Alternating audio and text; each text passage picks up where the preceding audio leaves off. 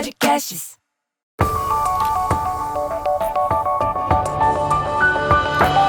Olá, pessoal, sejam bem-vindos a mais um podcast aqui na Isto é Bem-Estar. Hoje estou com o psicanalista e escritor Lucas Lujan. Prazer te ver Prazer aqui. É meu. E você aqui, eu te sigo na internet, você não sabe o quanto você já me ajudou. Eu não sei, mas fico muito feliz. E é um prazer estar aqui. Obrigado pelo convite, Paulo. Suas frases são muito motivadoras. Obrigado. Você não tem Eu noção. tento. Não, mas isso você não tem noção do quanto de gente, porque se me impactou e você me ajudou, imagine quantas pessoas você ajuda. Eu quero esperar que sim. E aí me conta, você é psicanalista, mas você tem uma trajetória incrível. Tem uma trajetória assim bem diversa. A minha formação foi na teologia. Sim. Depois eu me pós-graduei na filosofia, em seguida em história. Aí depois fui fazer uma pós-graduação em projetos sociais, que eu trabalhei durante muito tempo. Aí fui para psicanálise, como estudante, porque eu já estou em análise há muitos anos. Aí a psicanálise entrou assim como formação, Sim. Me tornei psicanalista. E também sou fotógrafo. E também celebro casamentos. Ai, que legal. Eu vejo que você fala muito, acredito que tem a ver com a parte da teologia, que você tem esse carinho pela teologia, né? Uhum. E também pela parte da fotografia e pela parte da psicanálise, enfim. Você fala muito sobre amor. Uhum. E é um tema que me impactou bastante. Porque se fala tanto de amor, mas é tão difícil amar. E é tão difícil viver o amor. Porque eu acredito que muitas pessoas, não sei se você tem essa percepção, porque você faz várias análises tal, e tudo mais, muitas pessoas, elas nunca vivenciaram um amor de verdade. Acho que sim. Você tem essa impressão? Tenho. O amor, ele não é algo que a gente possa oferecer sem ter sido amado primeiro. Sim. E essa é uma questão muito complexa, assim, muito grande. Quando a gente fala em amor próprio, a gente está pressupondo que a pessoa já tem a capacidade de se amar naturalmente, mas ela não tem. E agora eu vou falar do ponto de vista psicanalítico. Tá. A gente, na psicanálise, entende uma formação básica assim, de amor, de sentimento, de se sentir investido como narcisismo primário. O que é o narcisismo primário? É o bebê que é amado pela mãe, pelo pai, ou por quem faz a vez dos pais. Tá. Então o bebê ele chega ao mundo como pulsão, desejo, vontade, e ele é investido de amor. Então ele recebe primeiro esse amor, que constitui esse primeiro narcisismo, que a psicanálise chama de narcisismo primário. Que é ok, todo mundo tem. Não, porque nem todo bebê é amado. Ah, entendi. Entendeu? Tá bom. Tá certo. Então, um bebê talvez até tenha sido amado, mas não se sentiu amado, que aí já é uma outra questão. Mas um bebê, uma criança que não se sentiu amada, dificilmente poderá amar. E aí essa questão do amor próprio também, é difícil me amar se ninguém me amou primeiro. Psiquicamente é muito complicado. Então, o amar do outro, ele vem antes do amor próprio? Vem. No bebê. No bebê. Então, para a psicanálise, né? Vamos deixar isso aqui claro. Tá. A gente primeiro precisa ser amado para entender que existe o amor e assim se amar. Exato. É como se o amor é esse primeiro investimento que eu recebo, que a gente chama na psicanálise de investimento libidinal. É um investimento de amor, aquele afeto carinhoso, cuidadoso, do olhar, da proteção que eu recebo e me sinto investido. Então ele vai compondo em mim aquilo que se chama de narcisismo primário e me oferecendo as condições de poder devolver isso para quem está me ofertando. Sim. Entende? Então, se o bebê não passa por esse primeiro investimento, não é que ele nunca vai, essa criança, esse sujeito nunca vai aprender a amar. Até pode, mas é bem mais difícil. Vai precisar passar por alguns processos terapêuticos, muitos encontros felizes ao longo da vida, com outros sujeitos que o amem e tal. Mas até essa troca. Mas esse primeiro narcisismo, né, esse narcisismo primário, quando não acontece, quando não há essa relação do bebê e da mãe, ou de quem faz a vez da mãe, de se sentir amado, investido, essa criança vai sofrer até ela conseguir entender que ela é alguém, que ela foi amada, que ela recebeu esse primeiro investimento que a empodera, que a põe no mundo como alguém digno de valor, como alguém que é destino de um investimento mesmo. Sim, e eu noto também que, pensando nessa ordem da psicanálise, né? Uhum. Mas se a gente chega num ponto de um bebê que não foi amado lá de pequenininho, não recebeu esse amor, você acha que dá para haver uma construção de que você não precisa esperar também o amor do outro para se amar? Então, ele necessariamente, que às vezes a gente fica esperando um amor que não vem, tanto em intensidade quanto em qualidade. Uhum. Porque a gente quer aquele amor intenso, Sim. tanto quanto eu dou, e a gente quer aquele amor em qualidade. Uhum. Porque para mim, hoje, pensando no hoje, a maior forma de demonstrar amor é você doando o seu tempo, porque é o que a gente tem de mais precioso. Uhum. Essa é uma boa forma de pensar como amar, né? Sim, porque é difícil você falar o que é amor, qual que é o sentimento, porque esse sentimento ele é muito individual, né? Sim. Então não dá pra gente nem descrever o amor, nem quantificar o amor, nem dizer o quão intenso ele é, né?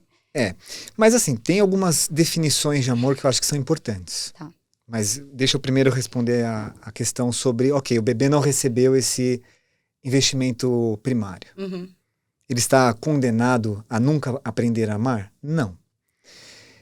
Vai precisar de um certo exercício de, ao longo do seu desenvolvimento infantil, psíquico, passando ali para a fase adulta, que ele aprenda a fazer esse movimento de se amar, a despeito de não ter se sentido amado lá primariamente. Sim. É muito difícil isso, assim, não é fácil esse caminho. Essa pessoa vai precisar estar entre muitas pessoas, assim, é meio que vai precisar de uma comunidade, de um sentido comunitário para essa pessoa se ver no mundo e se sentir amada. Então tem caminho, mas é um caminho mais exigente. É muito mais, assim, fácil, entre muitas aspas, que um bebê amado ame com mais facilidade o resto da vida. É porque é uma coisa natural, né? Que já foi implementada lá desde a infância e não precisou... E foi construído naturalmente. Isso. Foi uma troca, ele recebeu o investimento, aprendeu a devolver, recebeu de novo, aprendeu a devolver. Então, meio que naturalmente, apesar de não ser natural, mas naturalmente, a criança vai aprendendo que ela recebe beijo, ela beija de volta, ela recebe abraço, ela abraça de volta. Mesmo que não tenha assim, havido isso lá na infância, é possível desenvolver com trabalho, com comunidade, com um sentido mais coletivo da sua presença no mundo e tal. Mas dá. Tá. Mas a terapia, nesse caso, as terapias vão ajudar bastante. É muito, muito difícil que a pessoa consiga sozinha. Muito mesmo. Então, sim, as psicoterapias, a psicanálise, elas ajudam muito a esse sujeito a se olhar, a rever a própria história e encontrar um lugar onde ele possa ser amado e se amar. Sim. Né? E a gente percebe até uma relação entre crianças. Eu já vi estudos falando sobre isso. Eu acho que você tem muito mais base para falar que eu. Crianças que não tiveram esse carinho, esse amor, esse acalento, acolhimento e tiveram algumas questões psiquiátricas como depressão, tal e tudo mais na vida adulta, na adolescência. Isso é bem comum. E a psicanálise, ela também vai pensar assim as pessoas como uma estrutura psíquica que as domina, assim, que é mais prevalente. Então, a gente está falando de neurose, perversão, psicose. Né? São as três grandes estruturas que o Freud pensou sobre o psiquismo de uma pessoa.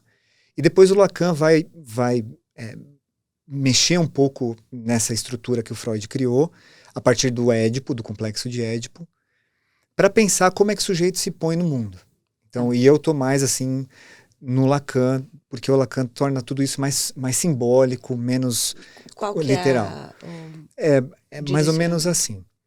A criança, ela passa por um processo de apaixonamento pela mãe e pelo pai na infância, que é o que se chama de complexo de Édipo. Mais assim, frequentemente pela mãe. Isso Freud teorizando. E aí ela vai precisar fazer um rompimento desse apaixonamento em algum momento, que seria a dissolução do Édipo. Seria a saída da criança desse apaixonamento. Falam que é cortar o cordão umbilical. Exatamente, é o corte. O Freud pensa isso, e é maravilhoso, mas ele pensa meio que literalmente, a mãe e o pai. O Lacan vai fazer isso, uma releitura mais simbólica, porque não precisa ser uma mãe, mulher, genitora, tampouco pai, homem, genitor.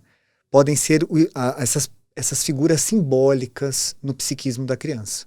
Então, qualquer figura simbólica tem um papel como mãe ou como pai. Assim, a criança pode escolher essas figuras e não precisam ser literais. Que vão doar amor da mesma forma. Exatamente. Então, a criança é criada pela tia, criada avó, pela avó, não tem um pai presente, que as famílias disfuncionais no Brasil são muito mais comuns do que as funcionais. Os pais são muito mais ausentes do que presentes. Então, há símbolos que a criança adota para si e escolhe como essas funções. Tá. Isso é o Lacan fazendo uma revisão, que é onde eu estou, teoricamente. E é a atualidade. É a atualidade, assim que a gente pensa hoje. Isso.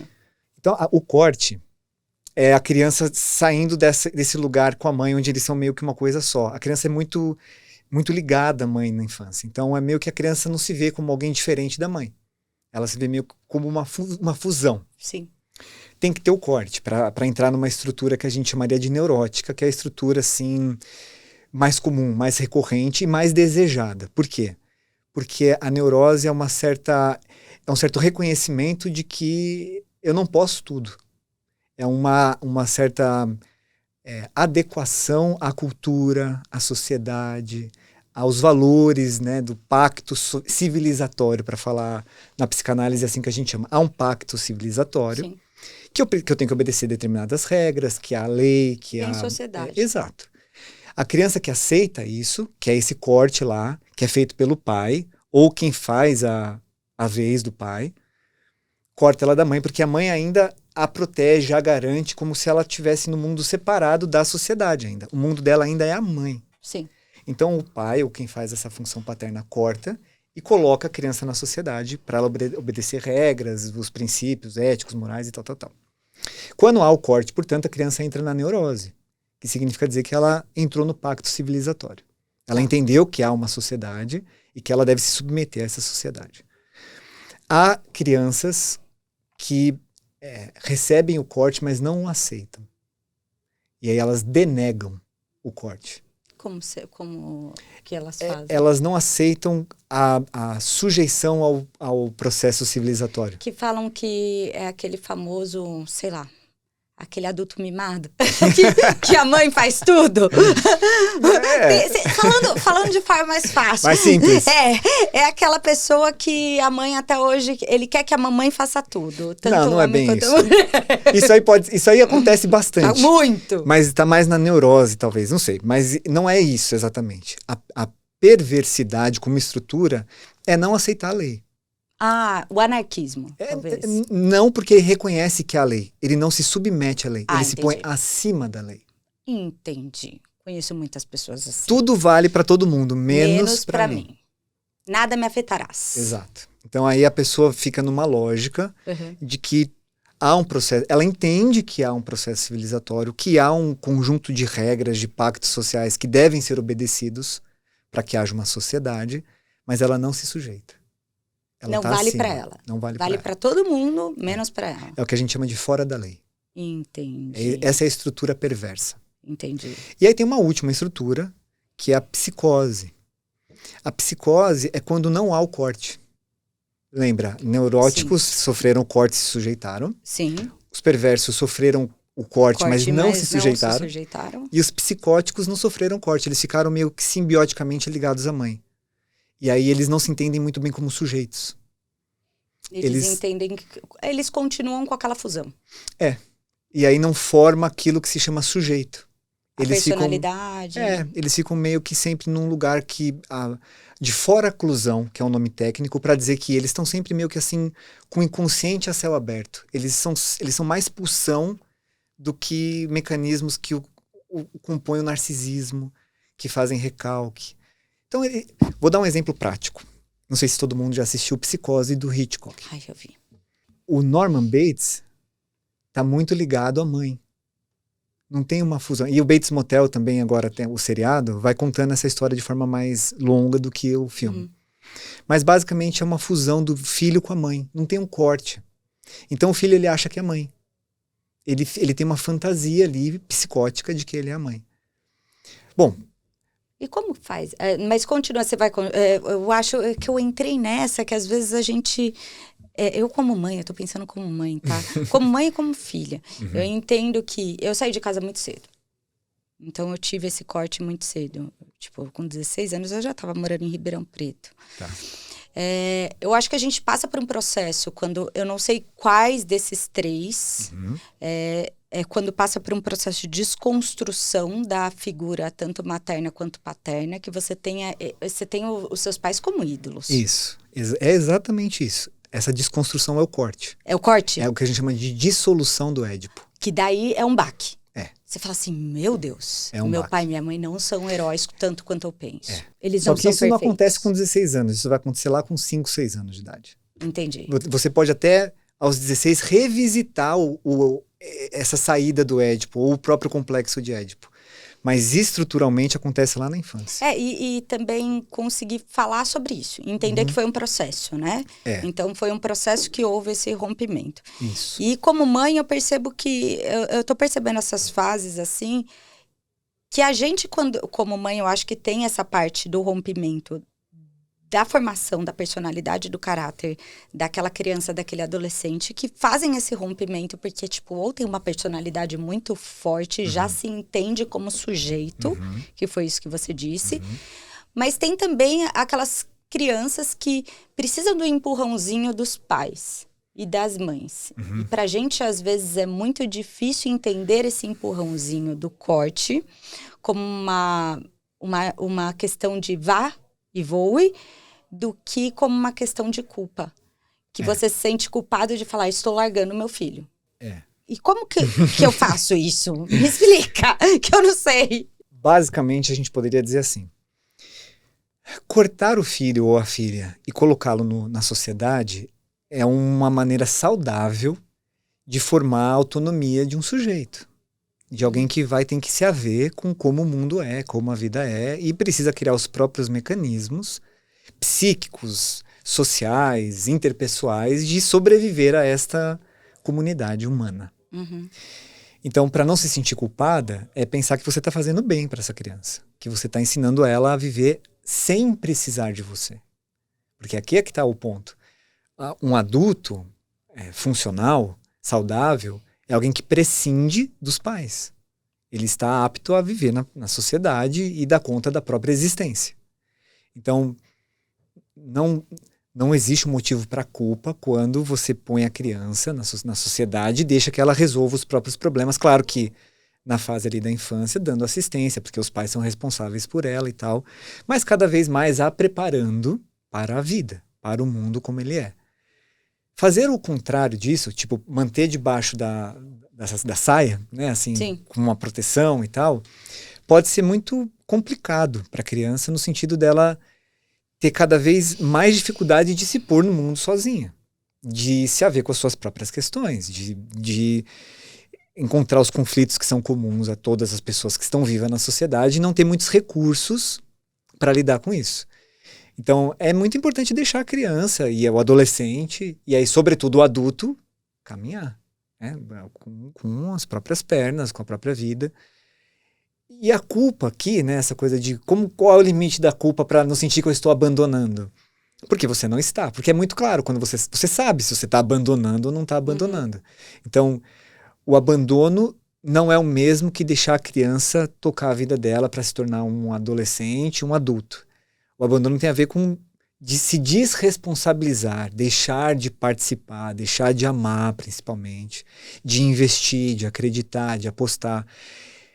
Isso configuraria um abandono. Sim. Né? Mas só deixar que a criança vá é ótimo, é necessário para que a criança crie recursos. Eu acho que é mais o medo que a gente sente. Eu não sei, eu como mãe, na posição de mãe, e falo para algumas mães que eu tenho certeza que sentem a mesma coisa que eu. Meu filho me mandou hoje uma coisa, meu Deus do céu, eu fiquei hoje até emocionada. Ele falou assim, mãe, te amo muito, não se cobre tanto. Que bonito. Quantos anos seu filho tem? 15. Ele falou, não se cobre tanto. Então, a gente se cobra porque a gente acha que nunca é o suficiente. Então, com o que de querer acertar o tempo inteiro, com medo de errar, a gente sempre doa, achando que nunca é o suficiente. Existe eu adoro o Jordan Peterson, não sei se você já leu sobre as coisas que ele fala, tal, e tudo mais, e ele fala que a melhor forma de amar é você deixar com que a criança faça o que ela consegue fazer. Não faça por ela. Isso é ótimo. E a gente tem na cabeça que o amor é fazer. E o amor não é fazer. Não é só fazer. Fazer no pela lugar... criança. Pelo ou no lugar da criança, no né? lugar. Não, aí não. Mas só que como mãe a gente tem mania de fazer essas coisas. Vou fazer o pratinho dele. Tipo, uma forma de amar, sabe? Eu vou separar aqui a roupinha dele, forma de amar. Vou arrumar a caminha dele, forma de amar. Isso é saudável até uma idade, né? Sim. Depois de uma certa idade, a criança precisa fazer por ela. Que senão não venha esse rompimento. Exato. E até pode acontecer o rompimento, assim, estruturante, mas a criança fica muito dependente da proteção da mãe. Ela pode ter entrado, assim, numa estrutura neurótica, fez a dissolução do Édipo, se submeteu à civilização, mas continua precisando que a mãe a proteja, a garanta no mundo, a garanta a tua existência.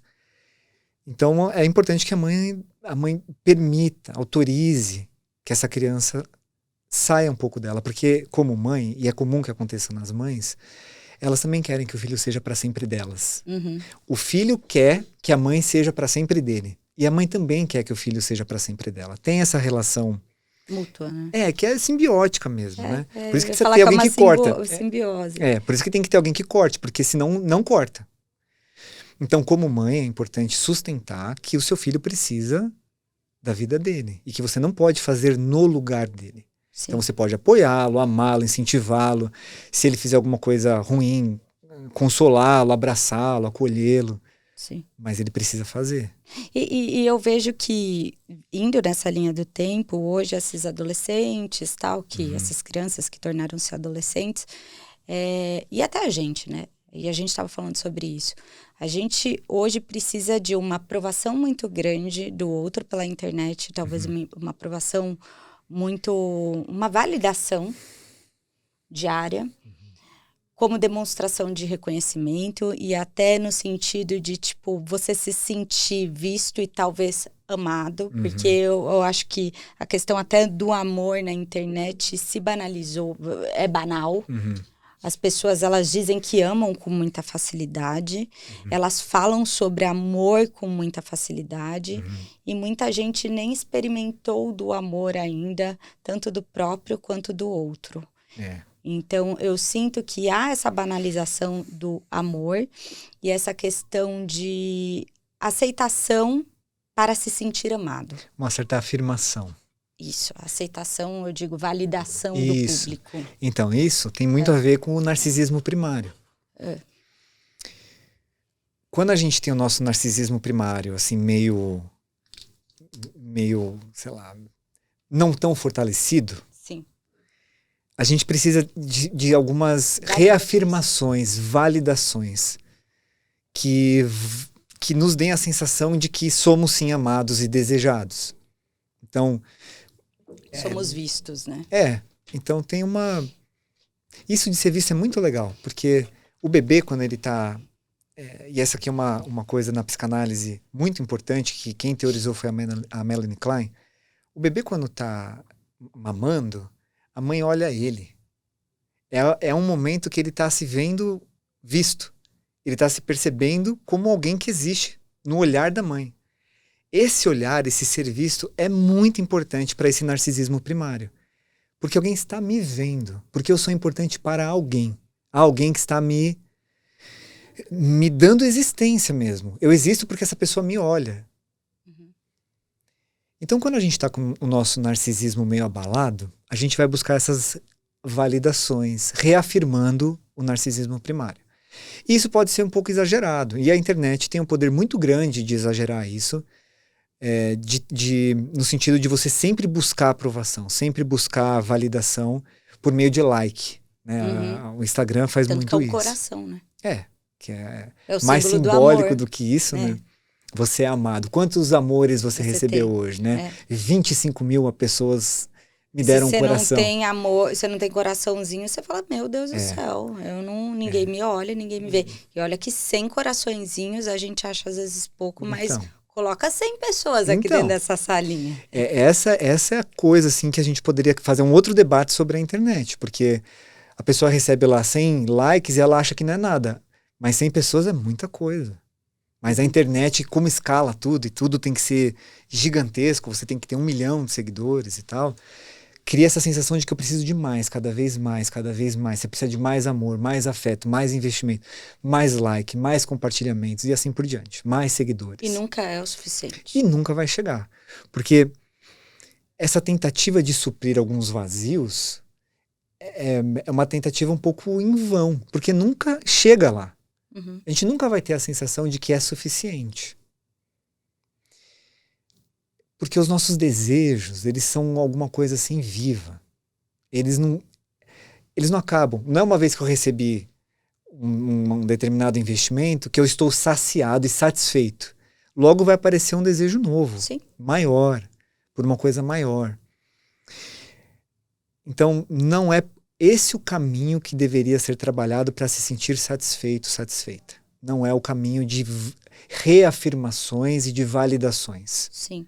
Isso precisaria passar por outro lugar, assim. E se você chega na questão dessa falta do narcisismo primário, então eu vejo que muita gente passou por isso. Porque a questão, até se a gente traz a questão de validação, ou não sei, ou pode ser alguma coisa até patológica da internet, né? A questão da validação. Exato. Tem essa questão do início, então deve ter muita gente que não teve esse início e essa questão do narcisismo primário. Uhum. E tem as pessoas que também criaram um vínculo patológico Exato. com a internet, né? Porque pode ter sido um bebê muito amado. Mas a internet meio que adoece, né? Patologiza o afeto. Uhum. Então a pessoa vai adoecendo. Não que ela não tenha sido amada e tenha já se sentido muito satisfeita na vida e feliz. É porque o próprio mecanismo da recompensa vai adoecendo. Sim. Então a pessoa adoece. Então ela não necessariamente não recebeu o narcisismo primário.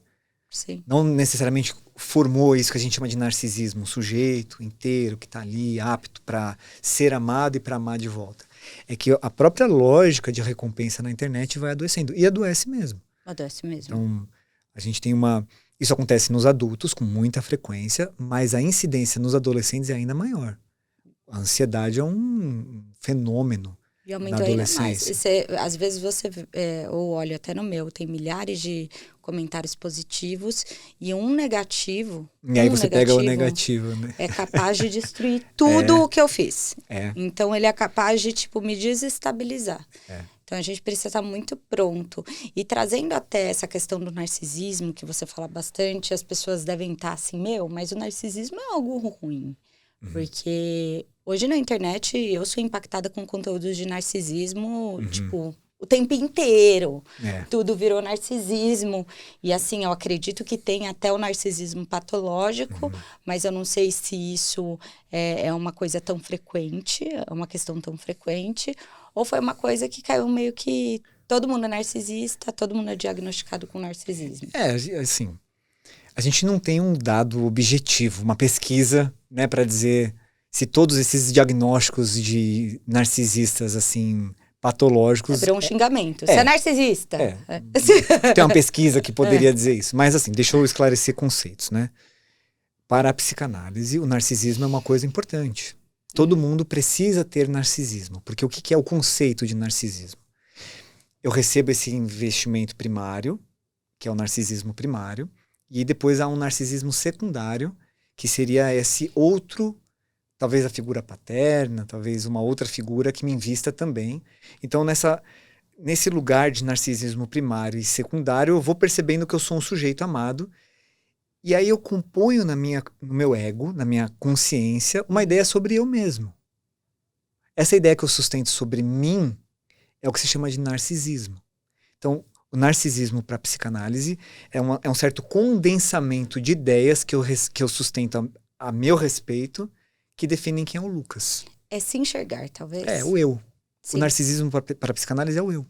Sim. E isso não é tudo sobre o eu, porque nós na psicanálise somos, assim, inconsciente, consciente e superego. Então, inconsciente, ego e superego. Uhum. Mas para não complicar a conversa, essa parte do ego, que é a minha parte consciente, é onde esse eu tá formado, consolidado, que me dá a característica de ser alguém, um sujeito. Então, narcisismo é basicamente a ideia de que há um sujeito em mim, há um Lucas.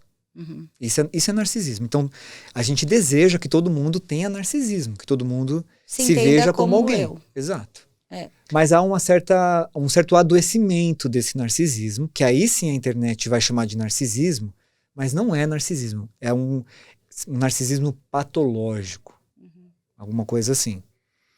Que é um certo adoecimento, um transtorno desse narcisismo. De personalidade, de comportamento, talvez. De afirmação. Lembra que o narcisismo, ele é composto pelo amor que recebi, pela ideia que fui investido. Então eu recebi um amor que meio que solidificou algo em mim que eu posso dizer assim, sou alguém. É uma afirmação de um alguém, de um eu que existe. O narcisismo patológico é alguém que sofreu que não passou por essa afirmação tão segura. Então não é uma pessoa segura de si. A gente, no jargão popular, acha que o narcisista é alguém tão seguro de si que tudo é a respeito dele. Mas é o oposto. Ele é muito inseguro de si, então ele precisa o tempo todo se reafirmar. Então, o narcisista, assim, patológico, não é alguém que acha que é muito melhor do que os outros. Ele acha que ele é muito pior, que ele é muito menor, ou que ele não é. Então, ele precisa buscar toda hora afirmações. E isso cria um certo ambiente adoecido para quem convive com essa pessoa. Sim. Porque é tudo sobre essa pessoa, é tudo em torno dessa pessoa, é tudo sobre os desejos dessa pessoa, são os projetos dessa pessoa. Sim. É uma pessoa também muito egocentrista, talvez, isso. E também sem empatia, né? Porque eu vejo que pessoas com narcisismo patológico, por si, ela se veem tanto que ela não é capaz de entender o outro. Então, de reconhecer que o outro também deseja, também tem sentimentos, que o outro está triste, que o outro tem as questões e as emoções dele também. Isso. Seria isso. Mas quando a gente pega uma mãe narcisista, esse narcisismo primário, como que estabelece esse vínculo? Mãe com filho que precisa, criar esse vínculo de narcisismo, ter esse narcisismo primário, e uma mãe narcisista. Mas vamos dar o nome. Mãe narcisista patológica, né? Isso. Então vai ser muito difícil para esse bebê. Ele dificilmente vai receber o investimento necessário da mãe. Porque a mãe só vai ser sobre focar ela. Nela. Então a vida da criança vai ser sobre a mãe. Ela vai sempre dar um jeito de tornar tudo sobre ela. Como se o protagonismo da vida do bebê fosse dela também. Entendi. Sim, o bebê não é alguém que está no mundo com a sua autonomia para ser um sujeito. É alguém que está no mundo representando o desejo dela. Sim. Então a criança tem que satisfazê-la o tempo todo e acaba criando esse vínculo para o resto da vida de uma criança que se torna adulta, mas sempre satisfazendo a mãe, porque tudo é sobre a mãe. Aí seria um narcisismo patológico. Tem uma psicóloga, se eu não me engano, eu não sei se ela é psicóloga ou psiquiatra, eu vou lembrar o nome dela, eu me esqueci, gente, eu sou péssima de nome, que ela foi a primeira pessoa, acho que trouxe esse tema de narcisismo na internet, porque a primeira pessoa que eu vi um corte sobre narcisismo, falando sobre narcisismo. Eu acho que eu já sei quem é que você está falando. Uma que usa um rabinho, que usa um óculos. Isso. Eu esqueci o nome dela, ela é excelente, ela é ótima. Ela é ótima. E ela tem uma história em que a mãe dela, ela foi estudar sobre narcisismo, porque a mãe dela era narcisista patológica, e a pessoa que é narcisista patológica, ela escolhe uma criança para manipular e deixa as outras, que é isso que acontece, e neste ambiente desenvolve algumas questões psiquiátricas, né? dentro deste ambiente. Muitos adoecimentos decorrem desse narcisismo patológico. E daí vem a questão da família e da criança não quererem mudar esse narcisismo patológico, que eu estava até lendo sobre isso, que é uma coisa que não tem... A pessoa, ela também não entende que ela tem uma patologia, ela nunca vai procurar ajuda, então o ambiente precisa se cuidar para conviver com aquele narcisista patológico, né? E não o narcisista patológico se cuidar, porque ele não vai. É o mais improvável. Sim, mas é isso. Eu acho que... Eu sei bem quem é essa psicóloga que você... Eu não sei se ela é psicóloga ou psiquiatra, mas eu sei bem quem você está falando. E eu acho que a ideia do termo mãe narcisista é para simplificar um pouco o conceito. Porque na linguagem psi, às vezes as coisas ficam muito técnicas. E aí, para falar para um público que não está dentro do universo psi, a gente precisa descer um pouco a técnica e a linguagem para entrar na compreensão. Então é muito mais fácil chamar de mãe narcisista do que mãe narcisista patológica. São muitas coisas para entender, sabe? Só para justificar a razão que eu acho que ela fala narcisismo dessa forma. Mas é uma patologia do narcisismo. Sim, Esse é o fato. Sim. E sim, dificilmente uma pessoa com narcisismo assim adoecido vai procurar algum tipo de tratamento. Porque ela não se reconhece assim. Ela acha que o que ela está recebendo é devido a ela. Isso que ela demanda é devido a ela. Ela é soberana. Mas não porque ela se acha muito. Não. O oposto. É porque ela é insegura. Entendi. Então, os sujeitos que estão convivendo nesse ambiente familiar, os parentes, os filhos, o marido ou a esposa, porque há muitos homens narcisistas, muitos mesmo. Muitos.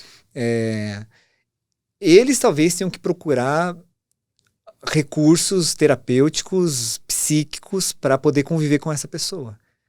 De não dar a essa pessoa tudo que ela está demandando. Entendi. De não se pôr como objeto da satisfação dessa pessoa. Tariana Rocha, ela que trouxe, foi a primeira pessoa que eu vi falando sobre mãe narcisista. Sobre mãe narcisista. E ela fala sobre a questão do perdão, e você diz sobre perdão. E eu queria falar um pouco sobre isso, emendando os assuntos. Porque a questão da gente crescer e, tipo, falar assim, nossa, eu não suporto aquela pessoa, e conviver com esse sentimento, e não perdoar, e a questão do perdão. O quanto o perdão, ele é positivo para uma mudança de chave e para que a pessoa tenha uma saúde mental positiva, né? Saudável. Uma saúde mental saudável é redundante, mas isso perdoando. Essa é uma ótima pergunta. Eu vou começar respondendo que eu não acho que tudo mereça ser perdoado. Sim. O Rubem Alves, que é o meu assim, mentor intelectual, ele tinha uma frase maravilhosa. Quem perdoa tudo não se importa com nada. Então, há coisas que são imperdoáveis, mas elas não são universais. Cada pessoa tem o seu próprio limite. Cada pessoa sabe até onde consegue ir com as suas questões. Então, não tem uma coisa assim que é imperdoável para todo mundo. Cada pessoa vai ter que saber o seu próprio limite. Mas com isso quero dizer que não podemos perdoar tudo, porque senão nada tem valor pra gente. Algumas coisas a gente não negocia. Quero começar por aqui. São inegociáveis. E aí, o perdão, eu acho que tem uma questão importante, que é assim, perdoar tem mais a ver com o perdoador do que com o perdoado. Porque quando alguém nos fere, não necessariamente essa pessoa está sofrendo porque nos feriu. Talvez ela nem saiba que nos feriu. Fica na gente a questão. O ressentimento, a dor, fica na gente e nos põe como reféns. Como vítimas, né? Como vítimas, pode ser. Então, perdoar tem um certo sentido para mim de tomar de volta a minha vida. O que foi tirado. Eu não quero ficar refém de um sentimento ruim a respeito de ninguém. Eu não quero ficar preso num ressentimento que não me deixa seguir em frente. Porque eu fico ali remoendo, ressentido, né, a palavra, uma questão que já foi, que já passou. Então eu acho que perdoar é a virtude de poder seguir em frente. Maravilhoso. Eu acho que é isso. E que esse ressentimento e essa raiva, ela só faz mal a nós mesmos. Eu tenho um amigo querido, um irmão, chamado Vili Fomin, e foi dele que eu ouvi essa frase. Eu não sei de quem é a autoria, mas eu sei que eu ouvi dele. É assim: o ressentimento é um copo de veneno que eu bebo esperando que o outro morra. Exatamente. Então não funciona. Não funciona. Quer dizer, não estou dizendo que é simples como apertar um botão e deixar o ressentimento de lado. Não é.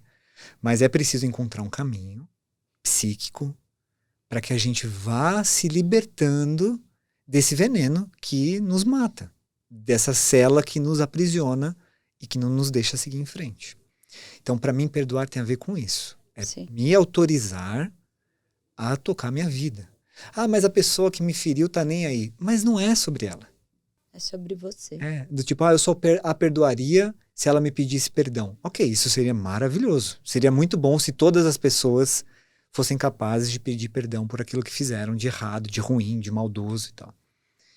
Mas às vezes a pessoa nem sabe, né? Que fez algo que magoou. Tanto que falam, e tal. quem bate não lembra. Às vezes, e não é por mal. Às vezes é por mal, às vezes não é. Às vezes não é. Mas não é esse o objeto que interessa. O objeto que interessa é o perdão em si para que eu siga em frente. Então, se você, Paola, um dia fizer uma maldade comigo, não vai ser sobre você o perdão. Você até pode me pedir perdão. Ou se eu fizer uma maldade com você, não vai ser sobre mim. A gente está falando da nossa vida. Do teu direito de seguir em frente. Do meu direito de seguir em frente. De não ficar preso nesse ressentimento que vai me matando, vai me transtornando, vai me adoecendo. Né? Sim. Então, o perdão é isso. É uma autorização para eu seguir em frente. Mas só que essa questão do perdão inegociável, que eu também acredito que as situações... Como que você lidar com esse sentimento que se você não perdoa... Que o perdão é isso, né? Que você disse, eu nunca tinha analisado dessa forma e eu achei maravilhoso, que eu nunca tinha pensado nisso. O perdão, ele é libertador. É uma forma de você exteriorizar e dar um significado a encerrei. Vou seguir em frente. Esqueci, ponto final, perdoe e vai. Isso. E vira a página. Só que, e essas coisas que a gente não perdoa, porque são inegociáveis, como que eu fico em relação a isso? Essa é uma ótima pergunta, porque ela tem a ver com outras coisas sobre o que eu vou responder. A gente fica com a dor pra gente e vive a vida com a dor. Mas a dor é sofrimento? Pode ser. Acho que uma dor sempre provoca algum sofrimento. Mas nós sofremos. Nós vamos sofrer. Não tem uma vida que não tem dor. Não tem uma vida que não tem sofrimento. Então, assim, é sustentar isso. Há alguma coisa que eu não perdoei e que de alguma forma me adoece. E eu vou seguir mesmo assim. Eu vou ter que seguir. Eu vou ter que acomodar isso em mim. E seguir em frente. Quanto mais eu puder me livrar de coisas, melhor. Mas algumas que não passam. A gente... Por alguma razão, assim, sei lá, da sociedade moderna, a gente acredita que dá para ter uma vida que é só prazer, só alegria, só satisfação e que seremos plenamente felizes. E não. Simplesmente não. Nós vamos ter que conviver com dores, com amarguras, com sofrimentos, com traições, com frustrações. E a vida segue do mesmo jeito. Sim. Então, há algumas coisas que a gente não perdoa, porque não dá para negociar. Elas vão nos machucar e a gente vai ter que viver com elas. Diz muito mais a respeito do sentir e não do reagir, né? Isso. Porque todo mundo vai sentir. Mas como você vai reagir com relação a esses sentimentos? O que você vai colocar de significado nesses sentimentos? E como você vai levar esses sentimentos? Porque todos vão existir. Exato. É como você vai elaborar esse episódio Exato. da tua vida. É como o que você vai falar sobre isso e qual lugar isso vai ter na tua história, na Exato. tua biografia. Tem coisas da nossa biografia que não passam. Elas ficam. Eu, por exemplo, passei por um divórcio, sou casado pela segunda vez. E passei por um divórcio que foi muito duro para mim. Muito duro. E não passa. Alguns sofrimentos do meu primeiro divórcio não passam. Eles, de alguma forma, foram elaborados e assimilados para ficarem na minha biografia. Mas eu tenho que conviver com eles. São feridas. São feridas. E dói. Dói todo dia? Não, tem vezes que dói. Que é como se fosse um luto, né? A gente perde alguma coisa de nós é perdida. Porque a gente também acha que luto é só na morte, mas não é. Há o luto de morte, obviamente, evidentemente, mas há aquilo que a gente chama de lutos não reconhecidos, como uma demissão, o fim de um namoro, o fim de um casamento, enfim, entre outras coisas que a gente perde. E há algumas perdas que são irreparáveis. Alguma coisa fica pelo caminho e alguma coisa de nós fica pelo caminho. E vai ser sempre assim. E a gente tem que assimilar essa perda, essa dor, incorporar isso à nossa biografia e entender que faz parte de quem somos. Por isso que eu não gosto muito, eu não sou particularmente assim, fã da ideia de superação. Porque isso pode conotar que eu simplesmente consigo, como se fosse uma barreira. É pular. Que eu pulo e deixo para trás. Não é assim. No psiquismo não é assim. No psiquismo as coisas andam com a gente. É porque as pessoas acham que simplesmente um trauma ou um sofrimento, porque é um sofrimento muito grande, eu vou esquecer. Não vai. Não vai esquecer. Você tem que aprender a lidar com ele. Aprender a lidar com aquela ferida como parte da sua vida. E que ela doa o mínimo possível. E talvez uma hora ela pare de doer. Pode acontecer mesmo. O Freud falava isso, que a cura não é esquecer, não é deixar de lembrar. É lembrar sem muita dor, é lembrar sem esse lugar que te paralisa. É ir elaborando a ponto de um dia poder olhar para a história sem que ela te paralise. E virar só uma cicatriz. Isso. Então, assim, eu dei o exemplo do meu divórcio. Me marcou, me fez sofrer demais, me imobilizou durante um tempo. Hoje, quando eu olho para ele, já não é mais como foi. Até dói uma vez ou outra, mas não me paralisa, não dói sempre. Não é como se fosse uma ferida aberta. É uma cicatriz. É uma cicatriz. Eu olho e vejo o que aconteceu na minha vida naquele momento. Então, é assim, a dor ensina. A dor, ela tem uma utilidade psíquica. Mas aí o Freud também falava uma coisa super importante. A dor não ensina por si só, sozinha. Senão o mundo seria composto por pessoas sábias. Exato. A dor ensina aqueles que têm coragem de olhar para ela e assimilá-la. De encarar aquilo que dói. Essa é uma coragem que nem todo mundo tem. Mas é a coragem que a gente chama de elaboração. Eu olho, eu autorizo sofrer por aquilo, eu elaboro qual é o lugar daquilo na minha vida e sigo. Mas eu não sigo a despeito. Eu não sigo superado. Eu sigo com aquilo. Aquilo me acompanha. A minha biografia vai sempre me acompanhar.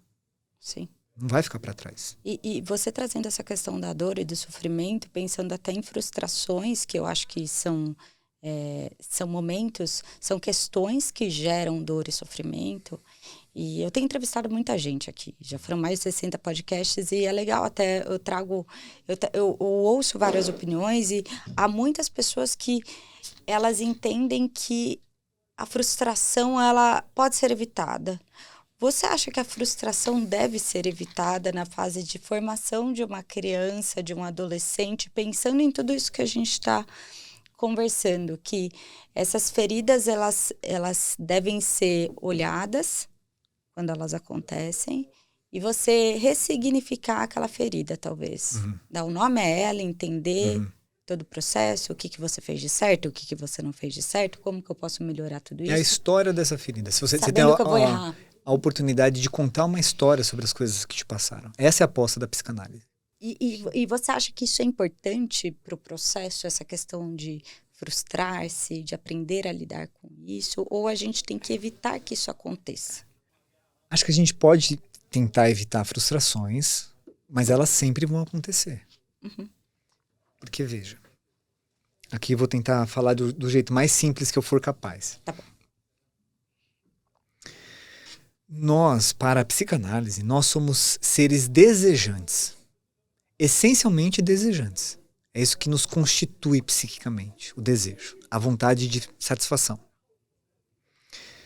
Não dá para satisfazer tudo. Não. Então sempre vai haver frustração. Sempre. Não tem, entendeu? Não tem como que eu impediria todas as frustrações de uma pessoa. Não impediria. Não impediria. Eu também concordo com você. Porque eu acho que isso não se impede, porque a gente vive num dia... Eu digo isso muito aos meus filhos. Eu vivo num dia mais errando do que acertando. Uhum. Eu erro muito mais. Uhum. Porque o acerto ele só existe porque existe o erro. Sim, porque existe uma linha que separa as coisas, né? Porque assim, eu erro o tempo inteiro.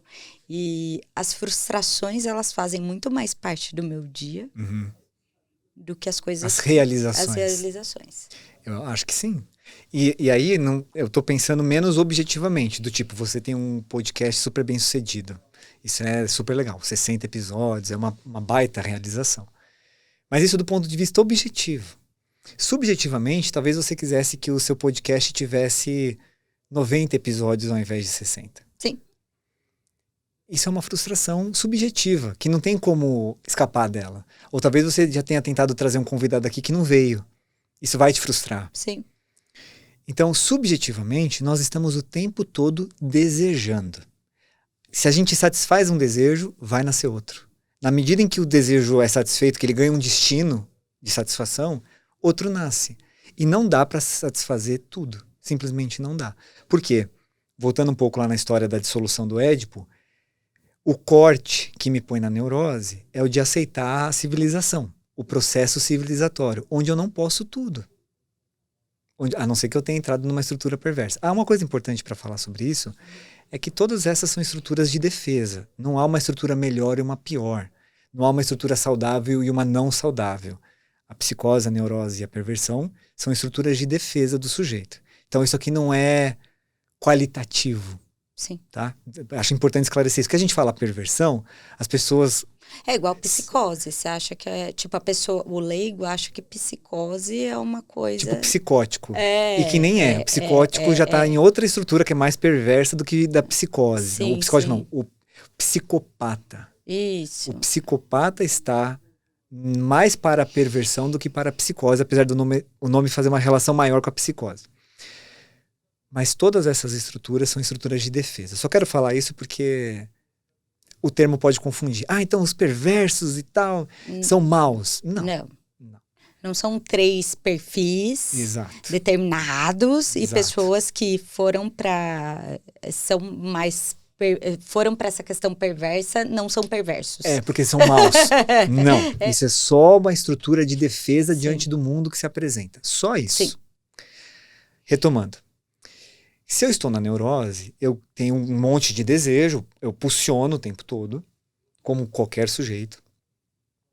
Saudável, claro, porque há sujeitos que não desejam, ou que têm um esfriamento do desejo, que a gente poderia chamar isso de uma depressão. Mas um sujeito saudável deseja. Como ele está impedido, interditado pelo corte, Sim. que é o corte que o coloca na civilização, ele não pode satisfazer tudo. Então ele vai ter desejo frustrado. Ele não pode fazer o que quer.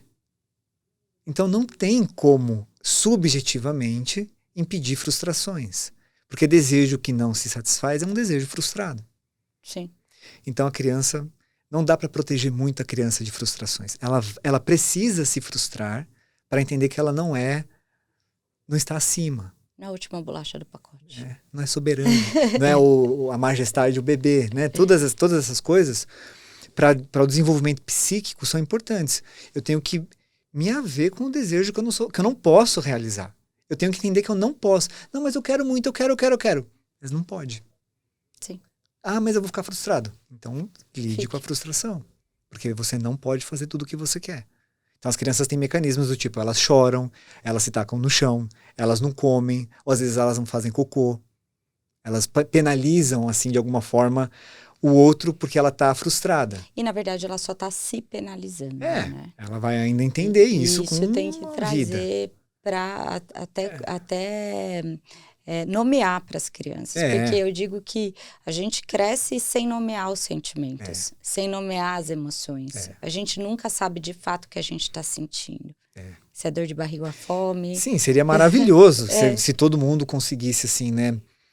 Educar para dar nome às coisas, para contornar os sentimentos, para contornar os afetos, sabe? Então, sim, se existe uma mãe, um pai, ou quem está fazendo ali a vez, incentivasse a criança, estimulasse a criança a dar um nome, o que você está sentindo? É fome? É tristeza? É frustração? E a criança vai percebendo que esses afetos têm nome. E ela vai aprendendo a lidar com essas coisas pelo nome que elas têm. Seria maravilhoso. Seria. Porque nem a gente sabe, né? Então.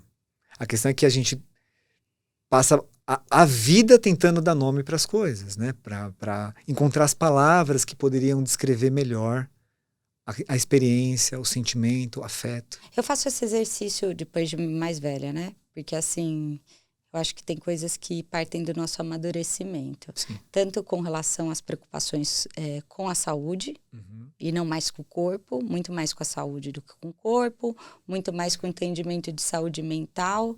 Então, quando você nomeia, facilita muito. Estou com raiva. Porque assim, todo mundo pode ter raiva. Mas só que como você reage com a raiva? O que você faz para o outro com a raiva? O que você está fazendo com você mesma diante da raiva? Então, uma coisa é você ter o sentimento, que ele vai existir. Ele é legítimo. Outra coisa é como você vai agir diante desse sentimento, né? Você está sendo bem psicanalítica agora, viu, Paulo? Eu tô? Tá. Ai, gente, eu tô me psicanalizando o tempo inteiro. Foi ótimo isso que você falou. Autopsicanalizando. Você está se autoanalisando. Autopsicanalizando. Freud fez isso, autoanálise. Eu fico fazendo autoanálise o tempo inteiro, eu fico. Isso é ótimo. E a psicanálise, ela vai muito por esse caminho assim metodológico, que é autorizar a palavra. Tentar dar nome para as coisas, tentar nomear aquilo que eu sinto e autorizar. Numa sessão de psicanálise, a gente vai autorizando a palavra para que ela possa aparecer livremente, para que os sentimentos possam aparecer livremente, encontrem reconhecimento. Porque olha que interessante. Nós não podemos controlar o que sentimos. Não podemos. Sim. Nós sentimos. Então, sentir raiva é um sinal de saúde do psiquismo, porque tem um afeto chamado raiva, que tem uma função. Mas quando eu não sou capaz de reconhecer a raiva, e não dou um nome para isso, ou não autorizo a raiva, ela não é reconhecida. E o que não é reconhecido dentro da gente vai ganhando força. É como se fosse uma mola que eu estou comprimindo. E ele vai pegando mais força. Aquele desejo, aquele afeto vai pegando mais força. Uma hora ele escapa. Porque ele provoca tanta tensão dentro do meu psiquismo que uma hora ele explode. E aí isso sai de uma maneira horrorosa, violenta, agressiva. Porque não foi reconhecido antes. Eu fiquei o tempo todo escondendo, que na psicanálise a gente chama isso de recalque. Eu vou recalcando, não vou olhando para a questão, vou deixando ela assim meio de lado e achando que ela vai sumir. Ela não vai sumir. Ela só está sendo comprimida como uma mola, somatizando, e uma hora ela vai soltar. Porque o desejo, ele vai encontrar satisfação. O desejo sempre vai encontrar satisfação. Aí ele explode. Aí aquilo que poderia ter sido reconhecido como raiva, e ao reconhecer já distensionar, autorizar a palavra, estou com raiva, quero chorar, estou com raiva por causa disso, falar sobre vai distensionando, porque vai dando reconhecimento.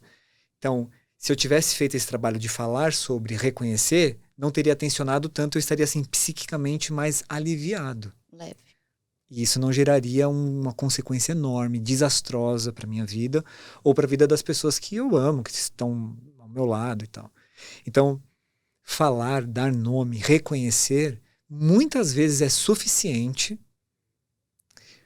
para que o sentimento, aquele afeto, encontre seu destino e fique satisfeito. Falar da raiva já é um jeito de satisfazer a raiva. Sim. Melhor do que esconder a raiva e ela escapar por outra via e eu acabar machucando alguém. Com certeza.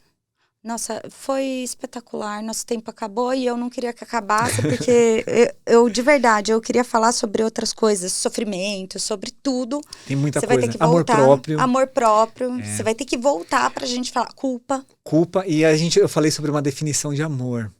Que eu falei que o amor poderia ser definido. Ah, então fala. Não quer deixar pro próximo? Ah, vamos deixar para um próximo, então. Você não quer, mas você não quer definir o amor, pelo menos? Amor é fogo que arde sem se ver? Essa é uma definição bem bíblica. Mas assim, eu não tenho uma definição própria.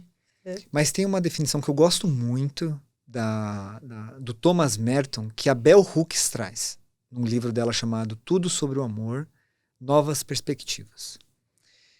E o Thomas Merton é um psiquiatra americano, e ele fala, eu não vou lembrar ipsis literis, mas ele fala mais ou menos assim, que o amor é uma disposição espiritual que eu coloco no outro para que ele cresça e eu cresça junto. E nesse encontro de comunhão entre os dois, as duas pessoas que se encontraram, elas possam se realizar. Maravilhoso. E eu acho, e aí voltando, né, um pouco, eu acho importante que o amor tenha assim algum contorno, porque senão tudo é amor. E nem tudo é amor.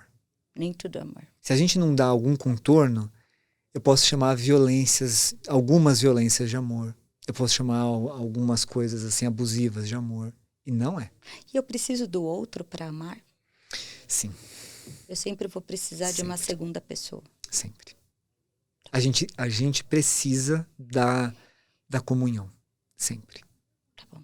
Entendi. Muito obrigada. Foi um prazer enorme, Paula. Foi um prazer enorme conversar sobre temas que eu adoro. Eu adoro conversar, adoro te ouvir. Obrigado. Porque, nossa, eu adoro ouvir pessoas inteligentes que explanam os temas de forma tão profunda. Muito obrigado. Parabéns pelo trabalho. Deixe seu Instagram para o nosso público. Bom, meu Instagram é Lucas Lujan. @Lucas Lujan. Lujan. O Lujan é com J, é espanhol, né? Então é Lujan, Lucas Lujan. E lá eu faço posts com muita frequência, acho que só não faço às sextas. Eu acabei de ver, praticamente todo dia. E lá coloco a minha produção poética, da psicanálise, os meus textos, né? Eu escrevo, então ali tem bastante coisa que fala a meu respeito. E vale super a pena você acompanhar, porque eu conheci o Lucas pelo Instagram e de verdade eu falo por mim. Ele me ajudou muito, sem que ele soubesse de alguma forma. As suas frases, elas são fortes, elas ajudam e elas ajudam às vezes em alguma... às vezes a gente está passando por momentos tão difíceis e é uma frase que a gente lê que a gente fala, putz, é isso. E você tá tão cega no meio do furacão que você fala, é isso. Por isso que é importante a comunidade. O outro nos ajuda comunitariamente. Clarear. Obrigada por me clarear de alguma forma, clarear minha vida e dar uma luz aí. Eu fico muito feliz, Paula, mesmo. Muito feliz. Obrigada e obrigada a você por ter assistido. Se você quiser, compartilhe, curta e assista esse episódio no Spotify. A gente também está no Spotify. E até a próxima. Tchau!